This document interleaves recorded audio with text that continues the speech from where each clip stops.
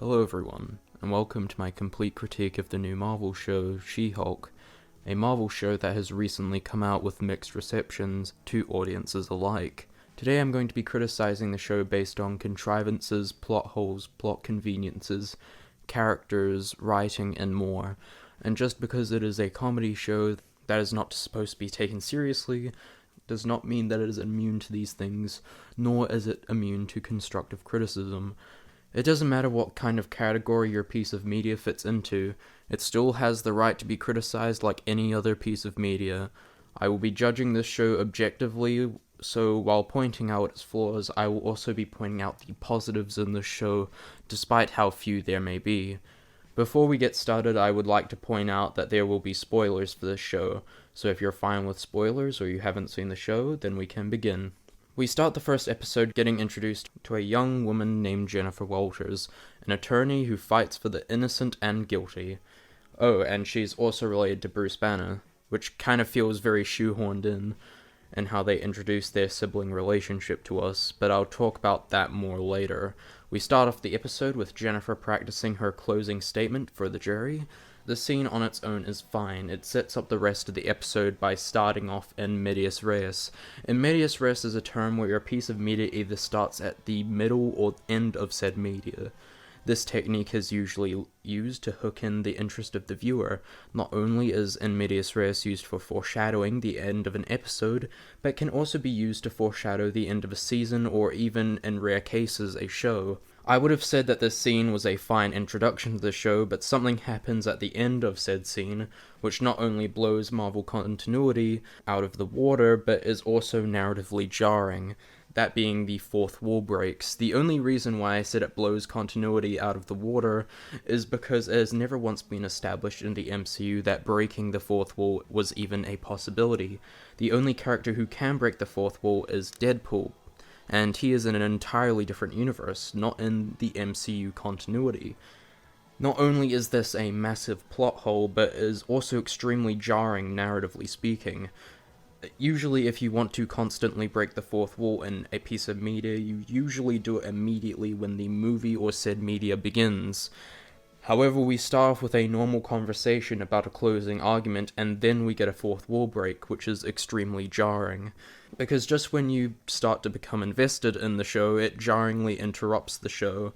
And sometimes when the show knows it's interrupting the show, it doesn't really do anything to change it. They just kind of make it off to be some joke.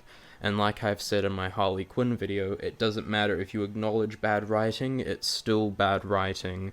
We then get some cliche expositional dialogue, talking about how she got her powers whilst they are driving. A random ship blocks the road they're on, and they crash the car. Both of them survive the crash, and Jen slits her wrist whilst trying to get out of the car. She then grabs Bruce and escorts him out of the wrecked car as well, only to have him bleeding all over Jennifer's wound.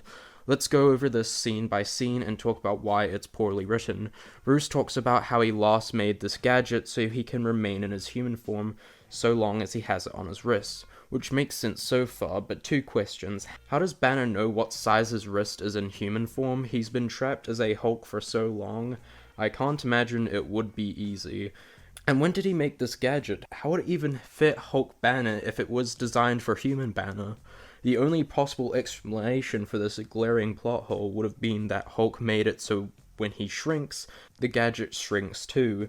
However, it has been only established in the MCU that clothes can shrink and unshrink, and maybe humans, as long as you have the right equipment. And most clothing is made from soft fabrics, so I can't imagine how a metal material could shrink that way, but whatever, I'll let it slide. A ship then suddenly appears out of nowhere, which causes them to crash the car, which is very contrived for this scene to even happen. You're telling me that it just so happens that a ship randomly decides to land in the exact spot where Jen and Bruce are. Out of all places it could land on, it conveniently lands in front of these two. But maybe you could tell me that the ship was after Bruce, like a lot of people have been saying, which is fine. Let's imagine a scenario where these writers just poorly established a massive plot point to help the main character gain powers. The first question I'm asking is why now? Bruce has been presumably wearing this gadget for a while now, based on his conversation with Jennifer. He would have obviously tested it, otherwise it would have been extremely foolish of him to only test it just now when he was about to get into the car with Jennifer. Why couldn't the ship attack him then? Why does it have to be when Jennifer is conveniently in the car next to Bruce? It then lands in front of the car, which makes them crash. Presumably this thing wants Bruce alive, because in a later episode it is shown that Bruce is in the aircraft, so why ambush them when they're in a car in the middle of nowhere right next to a giant cliff? You are aware that you could have killed Bruce, right? And even when he is alive, the ship doesn't even try to take him, even though he's in a very vulnerable state right now. Also, when the ship stops in front of the car, Jennifer, the genius that she is, decides to swerve the car. Why would you swerve it? If it was a deer, I might understand, but this thing is blocking the entire road. Why is your first instinct to swerve instead of stopping the car? But whatever, she swerves the car, but how in the world does the guardrail manage to break? Yes, guardrails can break if you are speeding. However, Jennifer does not seem to be speeding in this scene or breaking any kind of speed limit, so even if she did smash into it, or didn't, the guardrail should not be broken, which is another reason why Jennifer should not have gotten her powers. Once she emerges from the wreckage, she slits her wrist on the side of the car. I will give this scene a pass, since she was just in a car crash, so it's fine to excuse that she isn't very mindful of her surroundings. However, she then grabs Bruce, pulls him out of the car, sees that he's bleeding, and decides to still make him rest on your arm. She even knows about Bruce's blood being radioactive from Bruce's response. So I guess she forgot about a really important detail for a few seconds. I get she was trying to help him, but you could have at least, laid him on the ground instead of your arm, but whatever. She then runs away as Hulk and blacks out. She then wakes up near a town, which is pretty convenient for her, with no memory of what happened after she became a Hulk.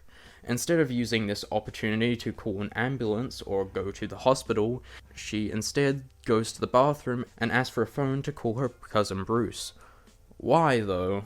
Bruce was in the crash too, and you left him. How do you know that he made it out okay? You should be calling 911 for the paramedics to find your brother. But no, you just call him to pick you up, without even being worried if he's okay or not. Not only that, but once she has finished calling Bruce, some men decide to harass her. She gets angry because of it, and turns into a Hulk. Before anything else can happen, she gets stopped by Bruce. Wow, how convenient. That was perfect timing. Because without Bruce, you could have seriously injured or killed those men. She then blacks out again and wakes up in a beach house. Bruce mentions that it was a spacecraft that was probably trying to send a message. About what exactly? Because later on you were on that ship, so it couldn't have been trying to harm you, so why the fuck did it do that? Bruce also explains that Jennifer came into contact with his blood, so she's a Hulk now. Okay, so she didn't know. Then why have you only explained this to her now? There are a lot of situations where her knowing would have been useful. If they were both injured, for example, or anyone for that matter, they would have gotten a lethal dose of radiation if you didn't tell them. But that's pretty convenient that Jennifer didn't die from it, and instead shares this red blood thing that makes you not affected to gamma. Jennifer then gets frustrated about it and somehow doesn't turn into a Hulk, even though it is established that she can only become a Hulk if she is angry or panicked. But not here, I guess, and how convenient is it that Hulk made a binder of his progress, otherwise we never would have gotten this montage of Jennifer learning how to control her anger with Hulk. So instead of testing her by using a safe but effective method, he locks her in a room with a bunch of saws and hopes she'll manage to transform. Wow, Bruce, you are really fucking confident in that working, huh? So confident that you'll stake your cousin's life on it. Even if he was sure that it would work, it's still extremely dangerous, and Hulk or not, you should not experiment on anyone that way. But when she gets out, she is able to speak, and since Jennifer doesn't have conflict for her to work through either, that means she is pretty much a Mary Sue in this situation, and no, I don't care what happens in the comics. Or if there's some kind of explanation for this in the comics, third-party media should not be used to defend media. The media itself should be able to use probable cause and effect and logic on why something is happening. This still has to be said, apparently, but whatever. So Jennifer just skips 10 years of training because plot, which only seems to be like 2 pages out of Banner's book. If it's 10 fucking years and there's only 2 pages dedicated to it, I feel like that it really means you haven't gone much of a journey, have you, Banner? We then get a montage of She-Hulk training, and yeah, the CGI is pretty bad, but I won't comment on it that much, mainly because of how much it has already been talked about, and that the people working on it are overworked as hell and Marvel treats them poorly. Of course, it is Marvel's fault for the CGI looking like this way, and I'm still going to criticize it for being bad CGI, but I still can't help but feel bad for the poor CGI artists that Marvel treats them poorly. The comedy in this episode is also not very good. This is more of a subjective criticism, but I've just never felt childish humor like burping to be that funny, or the middle finger, but objectively I can't really criticize the humor that much, since it's all pretty subjective. We then get the scene that everyone has been criticizing, that being about She-Hulk and her anger, saying that she is able to control her anger infinitely more than Bruce is just downright disrespectful. Bruce had been a slave on another planet for a year or so, lost Natasha, got sent on a spaceship away from all of his friends and family, got trapped in his Hulk body for years, and more. I don't think you can compare human problems to a superhero's. I've been seeing some baffling defenses for this scene, where they say that she isn't dismissing Bruce's trauma and is just explaining her trauma, which I would have been fine with that if Jen hadn't said that she does it infinitely more than Bruce. That is just such an obnoxious and unlikable thing for your main character to say. Man or woman, if you make your hero say that, I'm not supporting them. If they had just removed that line, or changed the line because they do it infinitely more to I just cope with anger differently, would be a lot less obnoxious. The whole argument online with people saying that women are finally being heard is invalidated by this very line. If you think that guys being a bit annoying to you has the same equivalency as abuse, the inability for equal rights, and a massive amount of depression, then you have no problems in your life. Congratulations, not only have you not even come close to scraping the iceberg and the multitude of problems that women face on a daily basis, but I'm also officially jealous of you, because if these are the only problems you are facing, then let me live your life. Also, why are we being told this bullshit? Do the writers not even know the most basic rules of writing, that being show, don't tell? Show a scene of some of these things happening to Jennifer, where we have to see her trying to calm her nerves so she doesn't transform. That idea is way more interesting in concept than whatever the fuck this scene is supposed to be about. Or might just literally get murdered. I'm sorry, what now? Murdered? By fucking who? I've never really read any cases where a woman was killed because she hated being catcalled or being annoyed at a coworker in general.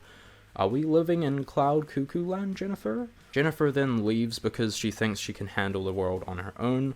To be honest, Bruce should have just let her go, give her a trial, and after a week, if she still can't balance her life as She-Hulk, she comes back. However, Bruce also makes the very good point that innocent people could get hurt or very well likely killed because of this, and we will move on to that point very later, because that does indeed happen later. Or at least, should have happened. A lot of times, but whatever. Jennifer then runs Bruce over, and somehow Bruce can't stop the car. He then gets knocked under a bunch of boulders, and now Jennifer is worried about him. Why? If you knew that running him over with a car would be okay, then why do you care about the boulders? It's not like you were going to stop the car and check up on him once you hit him. You're just gonna drive off like an asshole. Jennifer at this point feels like a plot device to ramp up artificial stakes, because without the thinking of the consequences, she runs her brother over, which proceeds to lead into a fight. They then fight, and She-Hulk learns about this new clapping technique. She then paralyzes Bruce for a second. Keep this part in mind. She then turns around and walks away, and not only 2 seconds later, Bruce tackles her from the side and knocks her over. How is this fucking possible? Just 2 seconds ago, Bruce was on the ground behind you. Then he all of a sudden comes at you from the left. Not only 2 seconds later. Bruce Banner has super speed, and before anyone says I'm nitpicking, this scene literally shows that Banner is able to teleport from one side to another in the span of 2 seconds. At most, this is an awful editing mistake, but even this is jarring to see, and makes you feel like the writers and directors have no clue about logical consistency, or editing consistency. We then see them crash into Hulk's bar, and we get another jarring fourth wall break. While She-Hulk is helping Bruce fix the bar, Bruce talks about how if she wants to go back to her normal life, he respects that. Jennifer then looks at the camera and says that he doesn't mean that. Oh, so Hulk can acknowledge that you're saying that? Which either leads me to believe that he thinks you're crazy or knows that you're breaking the fourth wall. But Bruce doesn't seem very surprised by this. He just seems annoyed at her. You do realize by making this joke you have caused another major plot hole in the MCU. After some dialogue, we then see Bruce and Jennifer say their goodbyes, and we then see her say that she is a better lawyer than a Hulk. And we shall see about that. I think my main problem with Jennifer Walters as a character is that she comes across as too smug and self-righteous about everything, which makes her so hard to like as a protagonist. Anyway, more on that later. Let's move on to the court scene, also known as the scene that made me lose my shit while watching. Now, let's listen to the closing argument that this lawyer makes. I ask you to look only at the facts of this case. You'll see that my client was well within his right to protect his business interest. These accidental deaths were an unfortunate byproduct of an ambitious expansion plan. Wow, that is a very terrible argument, not only legally, but also persuasively. He's trying to say that a bunch of people died because you were ambitiously expanding your business? So basically, you confess that you murdered people for your own gain. Not exactly the way I would play it, Chief, but let's continue. Did my client know lives would be endangered? That is debatable and depends on your definition of knowing. That's also some of the worst arguments I've ever seen. That depends on your definition of knowing that multiple people were going to die? That is an awful argument all around. So let's see how Jennifer dismantles this awful argument to bits. Surely she'll win this case since he made it very fucking easy for her. Seeing Jennifer dismantle the closing argument would not only be a great character moment in the show, but will also prove her worth as an attorney. Sure, it would be a bit contrived for the writing to be this bad in order for her to win, but anyway, let's move on. So let's see what happens, and oh, you're just gonna have some random villain pop out of nowhere for some contrived reason because you cannot write a court scene, and you need to make a word salad of legal words to make your show seem confident. Oh, okay, so let's just have your fucking villain appear out of nowhere and burst through the wall like the fucking Kool-Aid Man. But let's actually analyze this scene for a second. This rando breaks into a random courtroom for no reason. Not only was it any building for no reason, but she just decided it would be this courtroom that she would be breaking into. Not only is it a random room as well, but it just so happens to be the one that Jennifer is conveniently in as well. Wow. Now what are the fucking odds of that?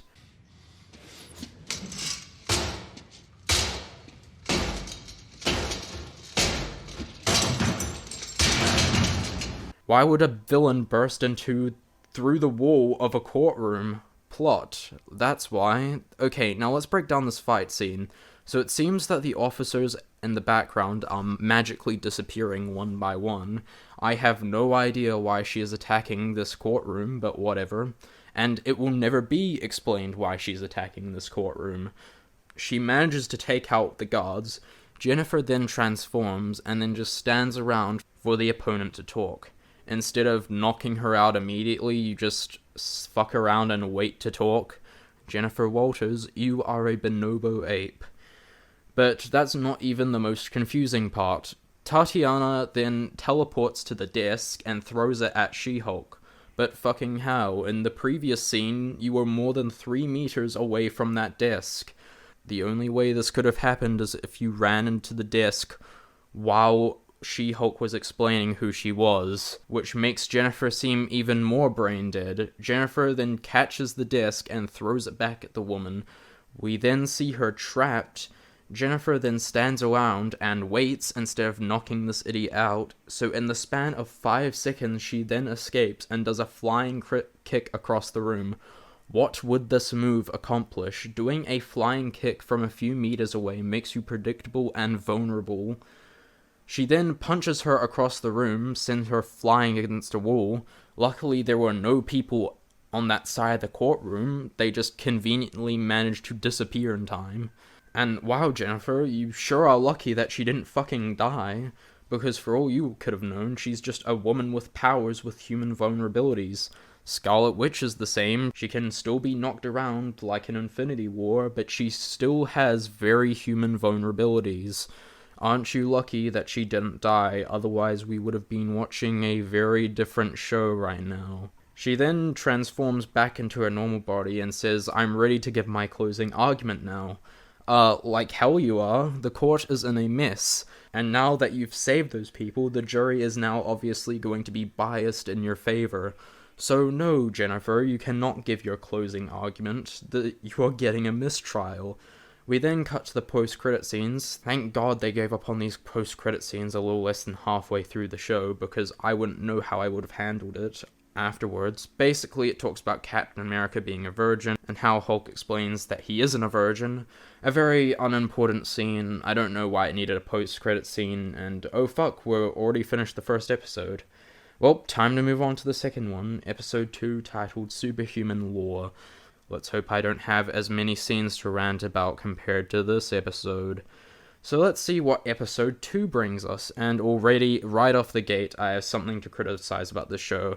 So apparently in that court, there was no media recording the trial. This is just a trial of a pretty big company, it seems, and the law firm Jennifer Walters is working at is quite big as well. So you would think at least one news team would be recording, and if not, then how come there was no cell phone footage of this fight? This point I'm making is more or less baseless, since it depends on what court, since some courts do not allow some cell phones, and some do. So this is very speculatory. Also, even if there was no media during the fight scene, why was there no media after the fight scene to take photos? They instead used these really shitty drawings to prove their points. We then cut to an interview. You know how bad a show is when you're watching when a pivotal moment, like the naming of a titular protagonist, is handled as an ill-conceived gag. In an interview after the courtroom incident on a news broadcast, the interviewee says, "So, this chick, pretty decent, turned into a Hulk, like a chick Hulk." A She-Hulk? Exactly. "This is not how humans talk, or how television news sounds. The writers have already said that they don't know anything about the legal system, but it appears they are unfamiliar with everyday human interaction as well. Are the people who are writing this show Redditors?" We then see Jennifer Walters coming near a bar, and her name is being chanted. It is never established why her name is being chanted, since it's never shown that they knew she was coming. Jennifer was very hesitant about going to the bar in the first place, so how the fuck did they know? Again, scenes like this are often not established, or they have huge logical fallacies. We then see Dennis again, who is the walking definition of "I don't know how to write a sexist, so I'm just going to make him so unbelievably sexist." I'm sure there are people like this out there, but holy fuck, not to this extreme. I love how they reinforce the point that he's a bad guy to make sure he refers to a woman as it instead of her. Jennifer then complains about being a superhero and says that she's some vigilante. I'll let you in a little secret. You aren't a vigilante. A court was being attacked and you stopped it. And her saying that she can't exist without being a derivative of the Hulk is probably one of the dumbest things I've heard in a few hours. She-Hulk literally derived her power from the Hulk, so her complaining about people referring to her as a derivative of the original Hulk is off the charts ironic. She then goes on to saying that being an Avenger is stupid and lists off a bunch of stupid questions, like if the Avengers get healthcare, maternity leave, pension, and a salary. First off, yes, the Avengers do get some sort of healthcare. In multiple Marvel movies, it is pretty damn well hinted that they get some form of healthcare. Maternity leave is one I don't fucking know about, but my guess is that it depends on the person. But again, can't defend it, since it has never been mentioned in the MCU. And for a pension in Age of Ultron and Endgame, we see Hawkeye living his normal life, so I assume yes. And for salary, well, probably. Some of these people actually need money somehow, so yeah, most likely. Just having any sort of common sense immediately dismantles the shared stupidity of what Jennifer says. We then see Jennifer's boss come up to Jennifer and ask to see her as regular Jen, to deliver her some bad news. They didn't win the case due to a mistrial, so he has to fire her. Wait, what? That does not make any fucking sense. For anyone who knows the very basics of the law, a mistrial does not mean you lose the case. It just means that the trial is delayed to another date. Not fucking lost. And they could easily replace the jury, so that makes this whole thing so fucking stupid. I will give the scene some credit. They did get one thing right, that the jury is biased now. The reason I criticize this scene is that 80% of the show would never have happened. She wouldn't have been hired by that other law firm, and a lot of shit would have never happened. Also, her boss can clearly see that she's intoxicated. Why are you giving this news to her now when she's clearly drunk? Why not literally wait until the next day, or better yet, ask Jen to turn back into her Hulk form? But no, he literally cannot wait until the next day. He just delivers the news to her when she's nearly blackout drunk. Good one, boss, you sure showed her. I bet she's going to remember that the next morning. Then she goes for a bunch of job interviews, and they all say no. Why? The fuck? This quite literally does not make any sense. Are all the writers on coke or something? Because this is illogical. And this is not just like one law firm she goes to, it's fucking multiple. And the reason why I'm criticizing this scene is, again, she should have been hired, which means the rest of the show should have never happened in the first place. Also, guys, I have a brilliant idea that will blow your fucking minds for this really simple solution. That being, Jen should start her own law firm. With her level of fame, it seems unlikely she would struggle with getting her name out there. I don't know if California has a referral program, but it is actually fairly easy and straightforward to set up your firm and start getting clients. Feels like with her character, after a few rejections, she'd just start with her own firm. At least that's what she would do if she were smart. She would also get way more money than her other job, most likely. It's a win-win situation. It's impossible to lose unless you wait until the fame is over. Considering that she's supposed to be rather intelligent, you would think a person with a normal functioning brain would at least consider it, but Jen just doesn't. They don't even mention the idea of this once in the show, and it pisses me off.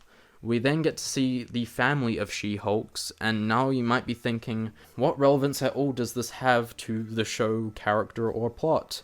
And to you, I say absolutely nothing. The show barely brings up this family again after this episode. All it does for a character is knowing that Jen actually has a family, and for the plot, nothing. Now, usually in superhero media, the hero goes to the parental figure for some kind of advice, and in this show it happens, except it is terribly executed. Instead of the dad giving some sort of advice, when he tries to, he is constantly interrupted. And when he does, he basically says, well, at least you didn't destroy a city like Hulk did. What the fuck? Who wrote this scene? I would say the perfect example of a hero/parental figure relationship is with Spider-Man and Aunt May. In almost every incarnation of Spider-Man, Aunt May is Spider-Man's moral compass. She helps Peter when the going gets tough, and sometimes, depending on the interpretation, even gives Spider-Man some advice. The wisdom given to Peter is wise and prudent. It really does feel like a wise, experienced old lady giving out this advice. But when it comes to this scene, it is messy and all over the place. And when he tries to give out advice, he is constantly interrupted by Jennifer. Jennifer, Jesus, one problem at a fucking time. We then cut to Jennifer at a bar, and the person she was trying to face off against in court is the same person who is giving her a job, and the reason he gave her the job is, and I quote, because winning against them is no easy feat. May I remind you that this is the man who gave the awful defense last episode. Not the exact man, but hired that man. Winning against them is actually pretty easy, and because of awful writing, Jennifer gets the job.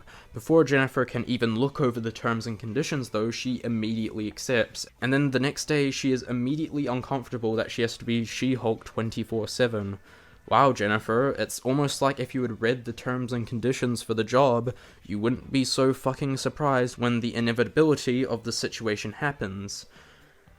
I wonder what other piece of media this show reminds me of when it comes to that sort of thing. I wonder. She then whines and complains some more, and until, what's that? Is that what I think it is? Oh, I think it is. That's right, dear viewer, it's another jarring fourth wall break.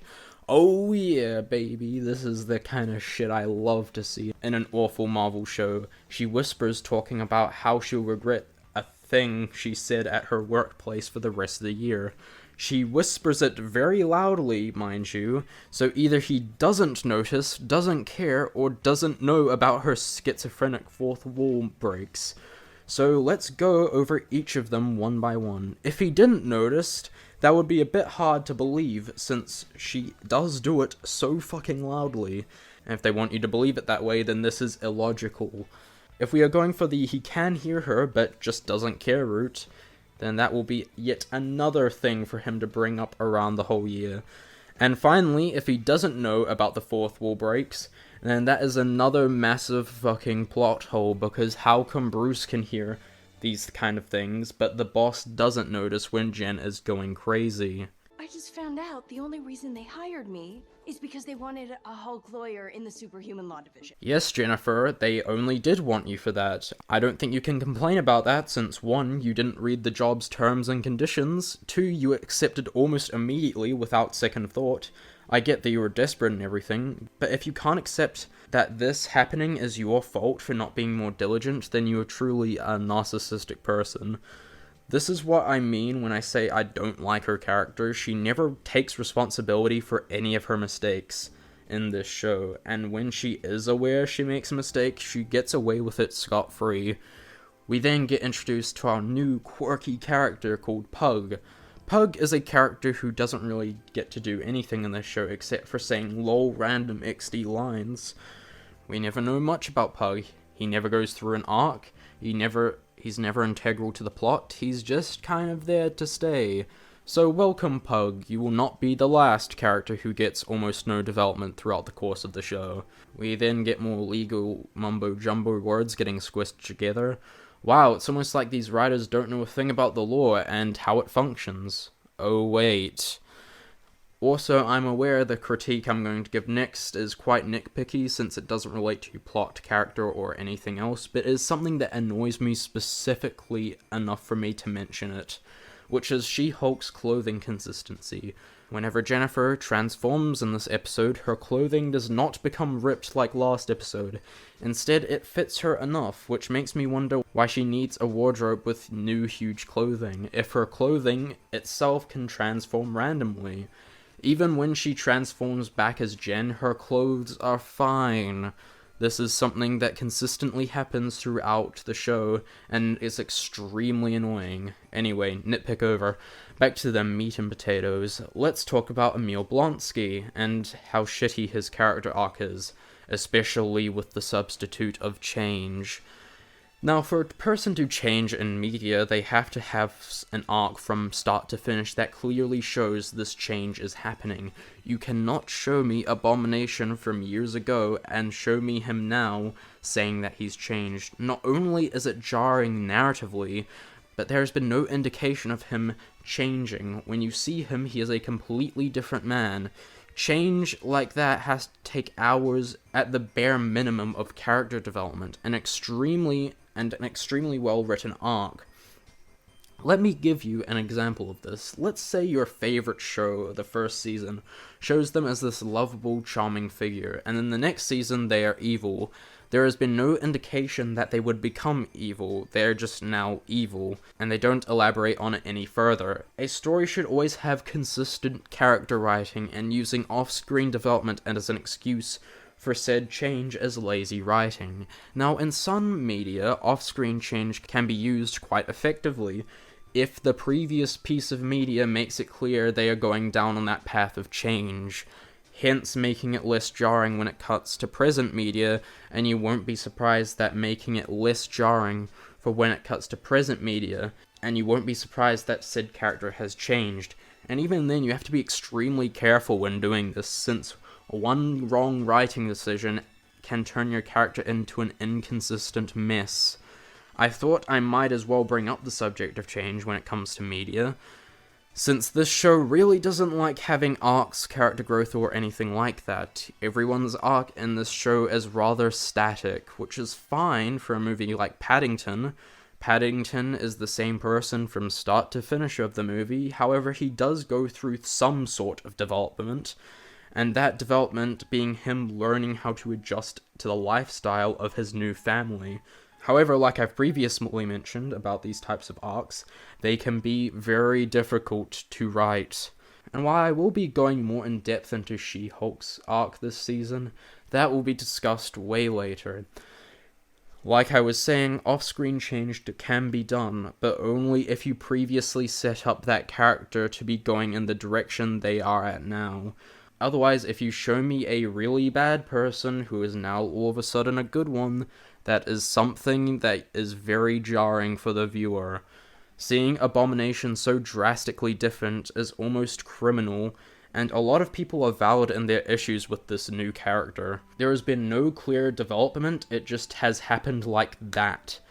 He has gone from a deranged person to another soulless, quirky Marvel character who says funny lines every 2 seconds.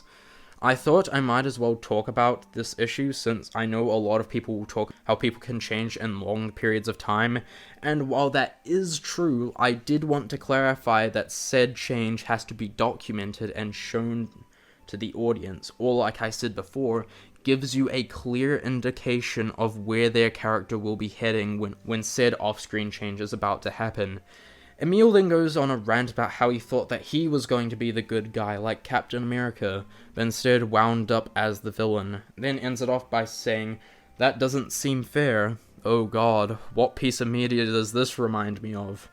Yeah, that movie still sucks. I didn't really go in depth enough on the video I made on it originally, so maybe I might do one on it in future. We then get another baffling thing from She-Hulk's lore writing, with Jennifer saying that Emil needs to show remorse in order to be released. You're fucking right. With those amount of crimes on his belt, remorse will not free him. Jennifer then decides on her decision, and Mr. Holloway is like, "Hey, you need to make your decision by the end of today." What do you mean? She just got here. She's either in or out. You yourself decided on that. I would doubt you would bother waiting this long on whether or not you would take a case that will give your firm this much publicity. And is Jennifer really the only one who can do this bullshit? Like she said herself, that Emil is a conflict of interest, which means she probably isn't going to be all that keen to defend the person who tried to kill their cousin. But the boss really doesn't seem to care about this, even though he should, because it could end up affecting the entire case. She then calls Bruce to inform him that she's taking on Emil as a client. Bruce then tries to explain that he's cool with it, but he really can't seem to get a single word in without Jennifer cutting him off constantly. And the lines of dialogue Jennifer says when talking don't make any fucking sense when talking to Bruce. Jennifer first talks about how Bruce doesn't seem to hold a grudge, and while she does seem to not know that, she doesn't even stop to make sure Bruce tells his side of the story. She just keeps going on about how he doesn't seem to hold a grudge. Well, gee, thanks, Jen, for letting him explain himself. She then said that Emil had some really good arguments that seemed convincing. I'm sorry, what? What arguments did he have that were so convincing, exactly? The only arguments he made was about his sob story about how Hulk is a hero and he isn't, and how he regrets what he did to Bruce. You should not be convinced. This is literally what most criminals say. They regret it. How the fuck are you saying that he was convincing? And yes, Jennifer, rehabilitation should be something we strive for as a society, but I don't think one little 5-minute chat should convince you immediately that he's reformed. Anyway, she tells Bruce that she's taking the job, and Bruce is happy for her, except there's a twist. Bruce isn't exactly on Earth, he's in space. Wait, so how the fuck is he able to receive a call from Jen when he's in space? This isn't some fucking epic phone station, this is just some regular cell phone he's using. What the fuck is this kind of logic? She then calls Holloway and exclaims she'll be taking the job. Not without some pressing news, though. Holloway says to turn on the TV to find out what the news is. First of all, why hasn't Jennifer been notified about this the second it happened? Second of all, pretty convenient timing for the news to state the exact reason behind the escape just when she turned on the TV. Otherwise, she wouldn't have known. And third of all, my most damning criticism is it's pretty fucking contrived and convenient that the second Jennifer takes on the case with Blonsky, he gets in trouble. That's pretty good and convenient for the DA. We then get a montage of Jennifer helping out her family as She-Hulk. It's okay, other than Ched being all like, I could do that. Then do it, you asshole. Why are you watching? I get that it's supposed to be a critique on men, but Jesus, it is not well thought in the slightest. Also, who needs this much fucking water? I know that humans like to hydrate, but this is fucking excessive. Even Jennifer admits that much already. And yes, even if a character is saying that the actions of another character is stupid, does not excuse the fact that it is stupid and cannot be criticized. Also, one more thing, the fact that Hulk and Abomination's conflict was resolved off-screen is just awful. Really? That's how you want to resolve a conflict that has been going on for years? Just do it off-screen? Wow, I really can't make this shit up if I tried. This actually exists as a piece of fiction, and if you were a part of this, you should be crucified for writing something this shitty. And that concludes episode 2 of me slowly losing my sanity to a TV show. I'll conclude this first part of the video by talking about one more episode, that being episode 3, The People vs. Emil Blonsky.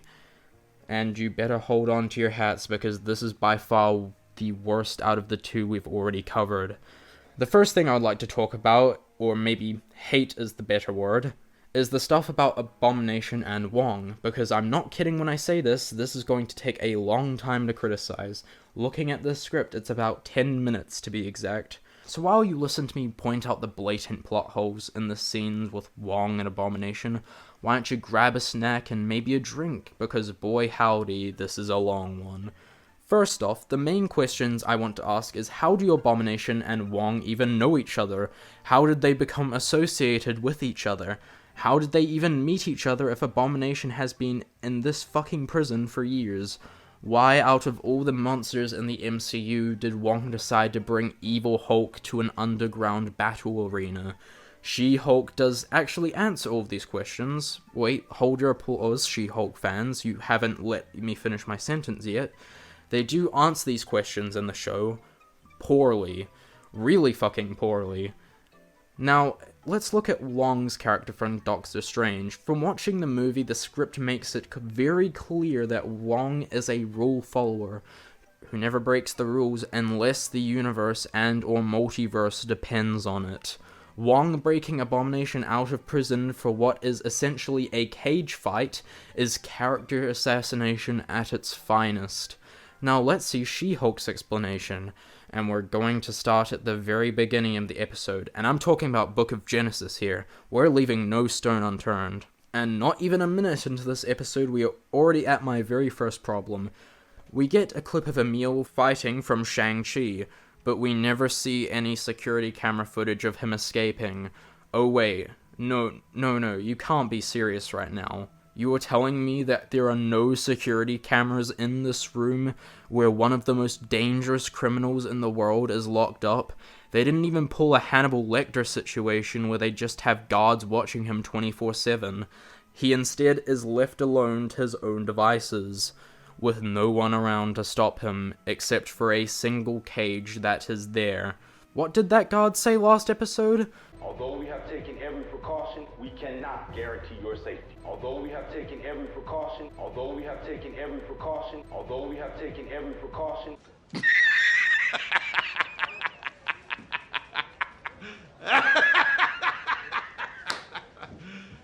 You serious? Yeah, fucking right, you took every bloody precaution, but you didn't even once think of including a camera system for him to be watched just in case nothing happens? Okay, whatever. Not only do they not have footage from their own cell, but they needed someone from the Golden Daggers Club to leak this footage for them to find out. And before that, they were previously unaware. So I guess that means they'll put security cameras or guards in that room from now on, right? Right? Oh, they never do. Okay. And then we get an explanation from Emil that he was forced. The only way I can think of him being forced out of prison like that was a portal was opened underneath him and he fell through it. Like some fucking Looney Tunes Roadrunner bullshit. Okay, fine. Whatever. Now let's hear Wong's excuse for taking Emil. Surely he has some pretty good rational reasoning, right? Haha, yeah, fucking right he does. He says that he needs a worthy opponent to battle someone to become the Sorcerer Supreme. What? That does not make any sense. None at all. First of all, you can conjure up beasts from other dimensions and universes. Multiverse of Madness literally establishes that you and Doctor Strange can. You can choose to fight any beast from any universe, and it had to be Abomination. Not only that, you could have fought him literally anywhere else, like another planet, maybe a private and discreet area, and not some fucking public Golden Daggers fight club. This is the last place you want to be seen at, fighting the Abomination, but no other opponent could do. They weren't worthy enough. Abomination was, I guess. Even though there are stronger opponents than fucking Abomination, but whatever. Hold on, I'm smelling something. You smell that? I'm smelling continuity error. Oh, that's right, boys and girls. Hang on to your pants, because we have a continuity error gold mine coming up. First of all, in Spider-Man No Way Home, Strange says this. Wait, I thought you were the Sorcerer Supreme. No, he got it on a technicality because I blipped for 5 years. Thank you, No Way Home and She-Hulk, for making your piece of media even worse than it already is, because No Way Home claims that Wong got it immediately from a technicality because Doctor Strange disappeared and they needed someone else to fill in his place. But in She-Hulk, he needed a worthy opponent in order to become Sorcerer Supreme. So which the fuck is it? Do you want to become Sorcerer Supreme immediately, or do you need to do some dumb cage fight? Answer me, god damn it. Wait, hold on. We got more continuity errors. You know it's the MCU when they have thousands of continuity errors because they don't know what attention to detail is. So apparently Wong was training to become Sorcerer Supreme and Shang-Chi. I hate to break it to you all, but Shang-Chi takes place after Endgame, and Doctor Strange was there after Endgame, meaning that Wong was just sitting on his ass for years, waiting for Strange to come back in order to become Sorcerer Supreme. And it's not like they established that he's been training for years. It just looks like he's only begun training the second Strange came back, which means that Strange should be reinstated as Sorcerer Supreme, not Wong. And even if Wong had to train for 5 years to become Sorcerer Supreme, then why didn't Strange have to train that specific amount of time too? Because at the end of the first movie, he was already Sorcerer Supreme. Also, why is he fighting the worthy opponent if he has to coach Abomination on how to fight him? A real threat won't hold back for you, Wong. I think you need to find someone who you can handle. Also, why is Wong facing off someone the Avengers can handle, when he should be fighting more mythical creatures instead? That is your purpose as a Sorcerer Supreme, right? Or did you forget the entirety of Doctor Strange happened? Hello? Hello? Anybody home? Also, if Emil had been constantly forced against his will to go into cage fights, why wouldn't he talk to the guard, warden, or anyone else about this? It would have definitely helped with your case, but now it just seems like you are aiding and abetting Wong's cause. Wow, Emil, you seem to care a lot about your freedom right now. We then see Wong talking more about how he won't erase people's memories. Why would you assume that Jennifer would know this? Jennifer actually says something incredibly intelligent for once, saying how unethical and immoral that is. Reminder that Doctor Strange never even considered that fact, even though that defeats the purpose of his character. He then goes on to say that Emil should not be punished for his actions, and then not even a few seconds later, he suggests the mirror dimension or the shadow dimension. Can you please keep track of your script for 5 seconds, writers? I know it's very hard to not write something and then contradict yourself and the character you're writing 5 seconds later, but a little effort would be appreciated. Wong then gets accused for his crimes and then immediately dips, and no one tries to make an effort to stop him. Wow, what a good job. Why is Wong leaving? Isn't he about following the rules? Whatever, just make some shitty joke out of it and leave, I guess. They then grant Emil parole, but what about fucking Wong? Even the next episode, everyone treats him like a normal person and not some wanted criminal, even though he has broken multiple laws already. But whatever, I guess the writers don't care about basic writing, common sense, and cause and effect. Also, why is Wong on the witness stand when Wong has committed a crime? Writers, are you okay? Okay, now we have officially covered all the main Wong and Abomination stuff. Sorry that it took so fucking long. Now let's move on to the rest of the episode and see what the other problems I have with this show will come up. Okay, so we start with Jennifer in a car, and yes, I know this isn't the start of the episode, but I already covered like 90% of the Blonsky and Wong stuff already, remember? And now we get to see She-Hulk doing her worst fourth wall break yet. Not only is she not looking in front of the road, but she seems to not have her hands behind the wheel. Why the fuck didn't you do this neat little trick in the first episode when you're about to crash the car? You do realize that for the sake of this joke, it is sacrificing continuity and consistency, right? She then goes on to say that this isn't going to be your average cameo of the week type show, except it is. We have Wong, Blonsky, Bruce Banner, and more. Oh right, you said those don't count. So I guess that every cameo you have in your show won't count either? You can't just say that this won't be your average cameo of the week show, and then say, oh, but except for these cameos. Is a child writing this? Also, sorry Jennifer, but even excluding these people, you still have a ton of fucking cameos. We have Daredevil, this porcupine-looking motherfucker, and Megan Thee Stallion? Why Megan Thee Stallion? What purpose does she serve in being in this show? Can someone please explain the importance of Megan's character in this show? Oh, there isn't one? Okay, whatever. After some news headlines, and a Nerdrotic cameo, that was quite cool I guess. Doesn't make the show any better, but if I can take the time out of my video to say fuck Nerdrotic, I will. Fuck Nerdrotic. Jennifer then comes into her office, and holy shit, cover your eyes, children. The CGI in this episode is looking more rough now than ever. God damn, I feel so bad for those poor special effects artists.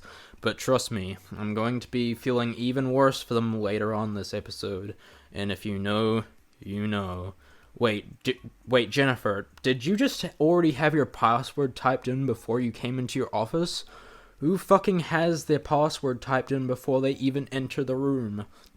Are you trying to get all your information stolen, Jennifer? Oh wait, that actually happened? Man, this would be a great segue to a VPN sponsor, wouldn't it? Yeah, sorry, I don't have a sponsor. I don't think anyone would want to affiliate their brand with someone who says cunt a lot. But it would be a cool idea. But like I was saying, if you have your password readily available like that, then you deserve to have your information stolen. Even though her information gets stolen, like, in a different way, she still is a dumbass for doing this. We then get to see Dennis again. Yay, everyone's favorite. And of course, the writers still don't know how to write sexist and misogynistic remarks properly, so they just make him say the most robotic NPC shit I've ever seen. Also, why is it so unbelievable for Dennis to be dating Megan Thee Stallion? Sure, it's ridiculous, but I don't know how anyone, including Jennifer, could know that wasn't the real Megan Thee Stallion. And, oh god, look at how she walks out of the room. What is this FIFA Animation Sims character looking ass doing? Also, Wong, why the fuck are you twitching your head so much while talking? Are you on something? Also, why is Dennis getting his own plotline for this episode? He's not even a side character. Oh right, is it because you couldn't think of a better way to incorporate Megan Thee Stallion into your shitty show? You just decided to do this filler plotline just to include her? Wow, great writing, guys. We then cut back to Jennifer's side of the story, and one of the reporters asked if it was true she got rejected by the Avengers, and then one of them said it was rumored that she was rejected by the Avengers. But, okay, a lot to unpack there. First of all, the Avengers are now disbanded because, you know, Endgame is a movie. Otherwise, shows like Falcon and the Winter Soldier wouldn't exist. So, excellent writing and consistency as always. And secondly, that is in no way how reporters talk, nor is it how humans talk. It feels like an AI wrote this, not a human being. We then get to see Emil's soulmates, who will be funding his retreat place. Wow, Emil, how many girlfriends do you fucking have? Are you fucking Henry VIII or something? Wait, why is Oblonsky giving his statement? He's the one who's being accused here.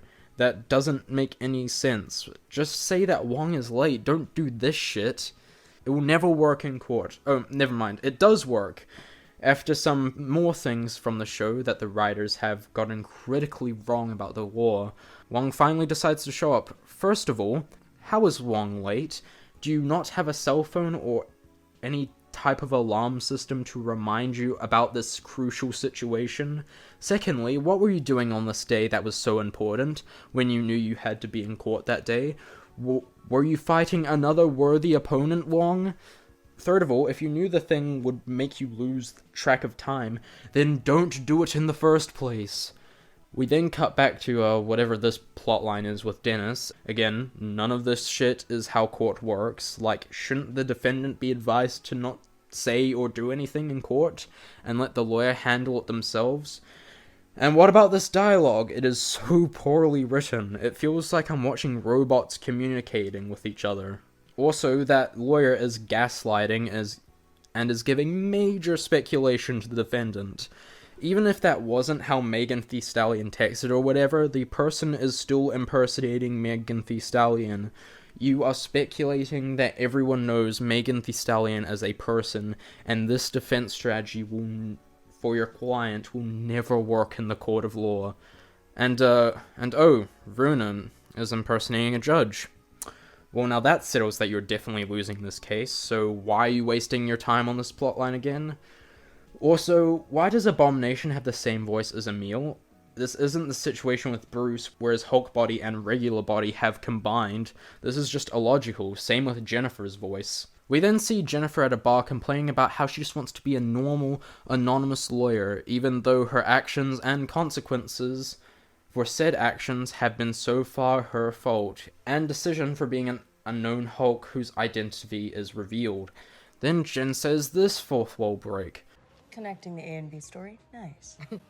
Wow, you writers love tooting your own horns, don't you? Even though this episode has been an awfully inconsistent mess. Also, you can't have a witness on your stand in court who is biased against the defendant. That means that this scene should not be fucking happening.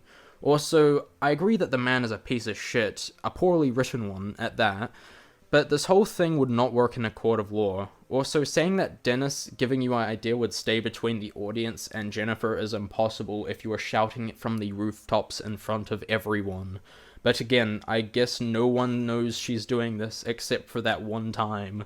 Jennifer then goes on to the news and says that her name is Jennifer Walters and not She-Hulk. Then why are you She-Hulk in the interview? If you want to be known as Jennifer Walters, stay as Jennifer, don't transform into She-Hulk. Then the reporter says to say that She-Hulk will be revealing her diet and exercise secrets, only to Jennifer's confusion. Writers, you do realize that the news tells you what they'll talk about to the person that they'll be having on, right? This isn't off the cuff, so her being surprised is quite illogical.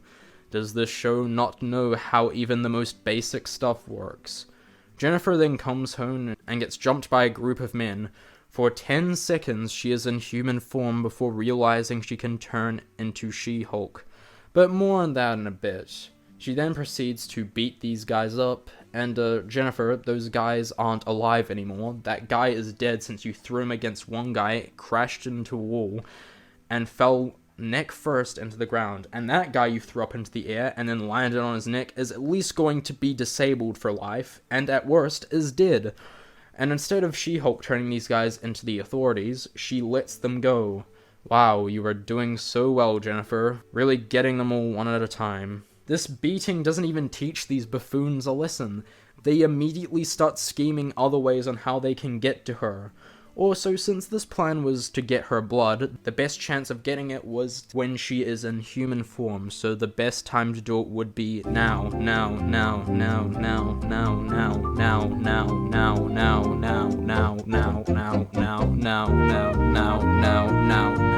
16 fucking seconds. And none of you did shit.